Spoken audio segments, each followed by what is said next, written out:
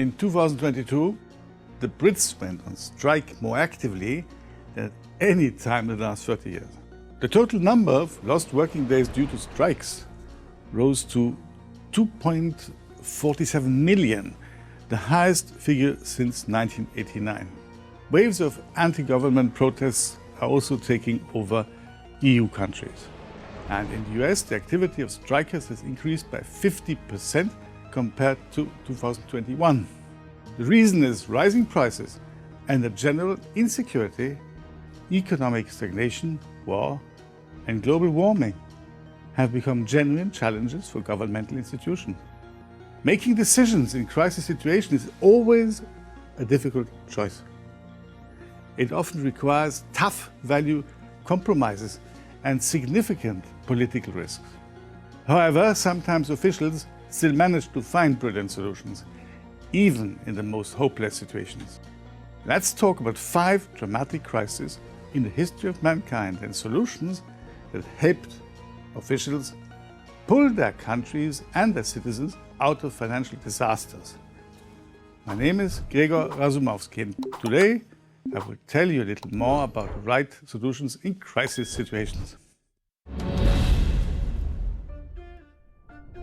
Houses becoming more expensive, yet mortgages are becoming more affordable. That sounds like a dream, but it has side effects. For example, the world's largest financial crisis in recent history. In the early 2000s, US financial markets generated super profits due to numerous credit funds. These funds were built on the back of people who mortgaged their houses to pay for bank credits that they took to pay for said houses. In principle, a good idea.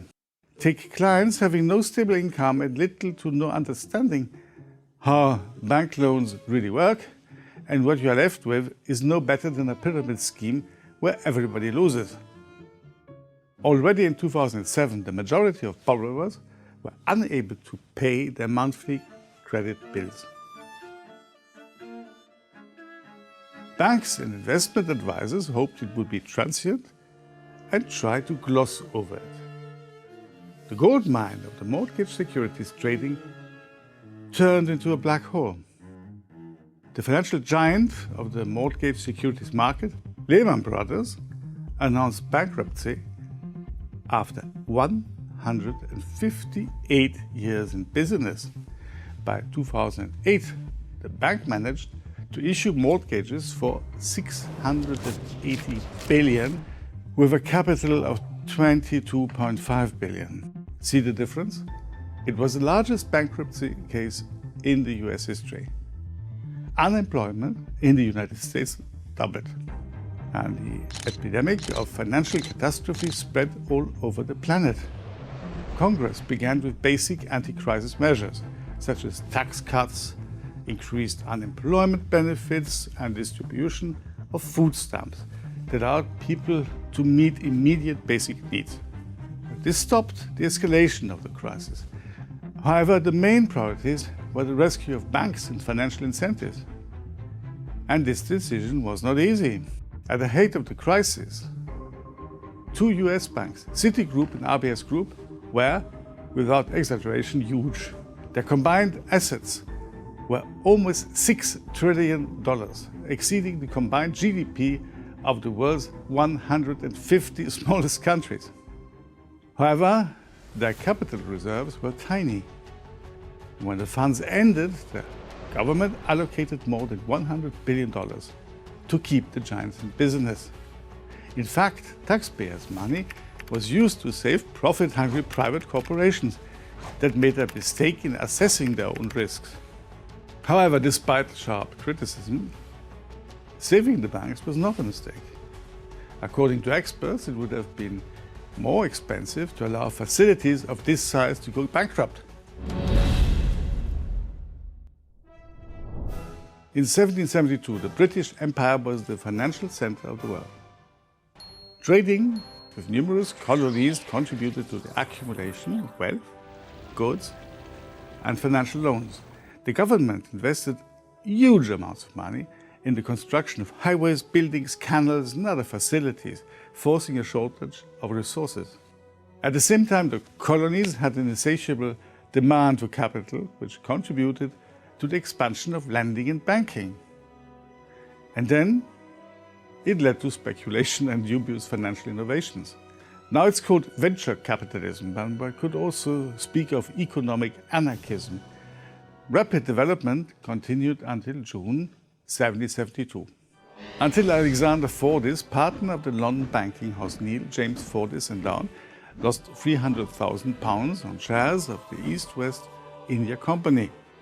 Shares dramatically collapsed in price. Dutch bank Clifford & Co. tried to raise the price, but in the end it went bankrupt. Now, to avoid paying off his debts, Alexander Fordyce escaped to France, and this information caused panic and the world's first international financial crisis. The scandal broke out in London, but quickly spread to Scotland and the Dutch Republic. Depositors in Europe and the UK started to panic, demanding that their money be given back to them. And within 2 weeks, 8 banks in London went bankrupt. And then about 20 banks across Europe. The liquidity crisis devastated private banks from Amsterdam to Hamburg, from Genoa, Stockholm to Paris. The press was full of creepy stories about investors who committed suicide because of bankruptcy. The credit boom collapsed, triggering crisis in the East India Trading Company, the West India in general, and in the North American colonies in particular. After the crisis began, British merchants began to demand repayments of debts from the colonies. A whopping £2,958,390, no less, due to the economic boom that preceded the crisis. American planters were not ready to pay debts in such volumes. When the credit system collapsed and the bills were declared void, almost all the gold was sent to Britain. Planters from the colonies could no longer continue to produce and sell their goods. Thus, the British financial crisis of 1772 led to riots in 13 colonies, which later turned into the American Revolution and the struggle for independence. The Bank of England failed to contain the panic, but found tools to recover financially from the collapse. Regulation of the bill market and issuing of short-term loans to banks that did not have enough cash played a decisive role. Britain was able to return to pre-crisis growth rates in 5 years. The full-scale Emperor War of Conquest, launched by Russia on the territory of Ukraine in February 2022, became an unprecedented challenge for the economy. Large-scale destruction of production facilities and infrastructure, human victims. The war has already forced more than 13.5 million people to abandon their homes, destroyed jobs and incomes, reduced purchasing power and accumulated assets.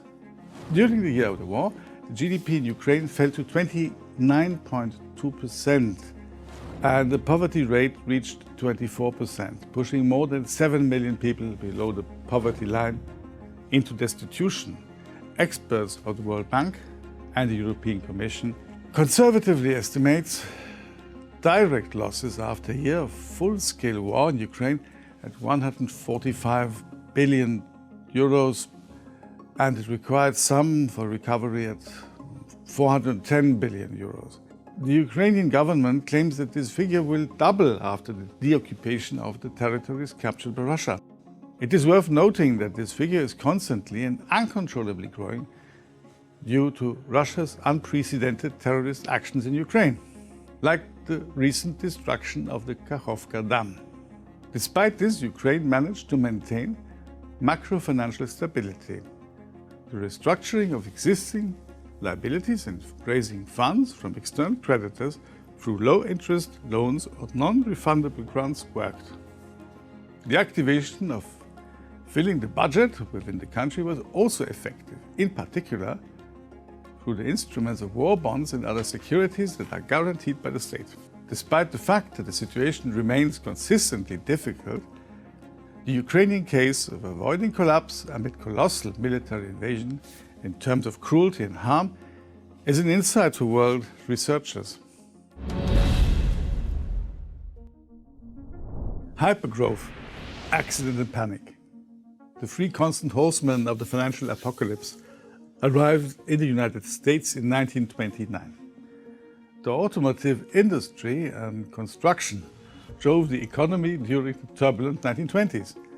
Jobs, stability, social guarantees, consumption growth. Ford produced 9,000 Model T cars a day, and the cost of building new homes reached $5 billion. The banking system also looked healthy.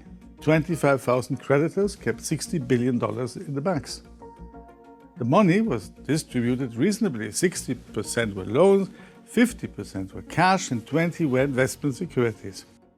When the first signs of an overproduction crisis appeared, US stock markets continued to stimulate the growth of the value of the shares. It was particularly popular to invest in technology innovations, firms that worked with radio, aluminum, and airplanes. Although these companies usually had no real history of paying dividends, investors put money expecting further growth. The Prosperity Festival ended in October 1929. Stock prices fell unexpectedly. Depositors traditionally reacted with panic and tried to return the money urgently. In just 2 days, on October 28th and 29th, the Dow Jones Index lost almost 25%. Until the 13th of November, it fell by 45% in 2 months. Over the next 3 years, the market lost almost 90% of its value. The Great Depression began. Millions of Americans lost their jobs. And because of the huge unemployment, the famine began. Bank failures were in waves. Only during the first period in 1930 to 1931, 350 banks went bankrupt. The crisis swept through the capitalist world in a destructive wave. From 1929 to 1932, the world economy decreased by about 15%. The Depression lasted 10 years and ended only in 1939 with the outbreak of the Second World War. During the crisis, officials tried to revive the system with a massive injection of state capital. $1 billion, a third of the system's existing capital, was provided by more than 6,000 of the 14,000 banks that managed to survive. The Glass-Steagall legislation distinguished between stock market operations and household lending.